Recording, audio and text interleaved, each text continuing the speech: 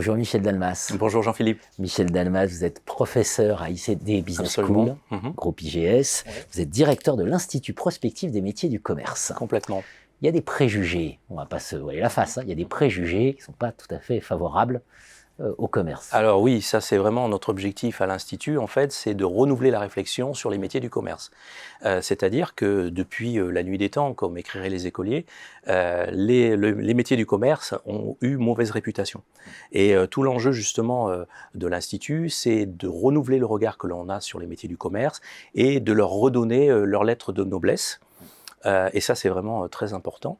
Le deuxième objectif de l'Institut prospectif, c'est de mener une réflexion sur l'évolution des métiers du commerce et de pouvoir se projeter à la fin de la promo, donc au bout de 3-4 ans, sur les métiers qui n'existent pas encore, mais qui existeront dans quelques temps. Donc c'est vraiment ces deux aspects-là qui sont vraiment au cœur de notre réflexion et qui font que l'ICD est l'école des métiers du commerce. Concrètement, comment elle s'organise, la vie de l'Institut? Alors, l'Institut s'organise à partir de moments clés qui sont qui font partie désormais du quotidien de l'école.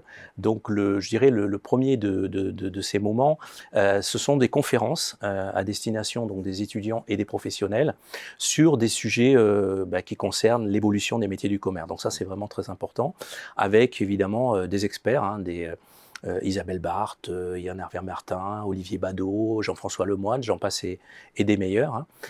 Donc ça, c'est le premier point. Le deuxième point, c'est qu'on organise des focus group et des entretiens d'experts qui nous permettent en fait d'aller chercher finalement les compétences clés qui seront utiles pour travailler demain dans les métiers du commerce.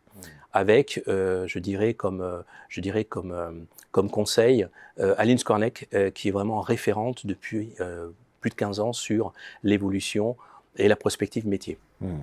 Des publications aussi. Des publications, exactement, qui sont, je dirais, très importantes parce que ça nous permet de marquer d'une pierre blanche en fait, l'évolution de notre réflexion. Donc on a deux publications clés. La première publication, c'est un livre blanc qui nous permet au final de montrer finalement l'état de notre réflexion qui évolue d'une année sur l'autre. Donc cette année, par exemple, on travaille sur l'évolution de l'offre servicielle.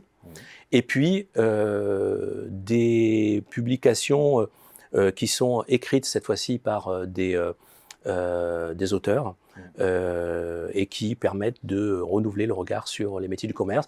Par exemple, la publication d'Isabelle Barthes qui traite justement de la nature émancipatrice du commerce. Finalement, votre objectif, votre grand objectif derrière, c'est de dire on peut casser ce mur qui sépare recherche et pédagogie, c'est ça? Je vous remercie d'évoquer cette question parce qu'elle est vraiment essentielle pour nous.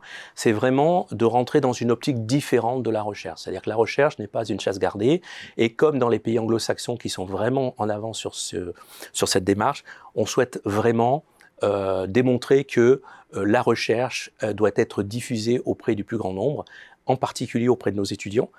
Pourquoi? Parce que une fois qu'ils auront, je dirais, évoqué des questions un peu compliquées, certes, par rapport au métier du commerce, eh bien, ces réflexions vont les suivre dans le développement de leur carrière. Pour s'en rendre compte, on consultera donc bouclette Isabelle Barthes sur l'émancipation. Avec plaisir, oui, Yann Hervé Martin, bien sûr. Yann Hervé Martin sur l'éthique. Voilà.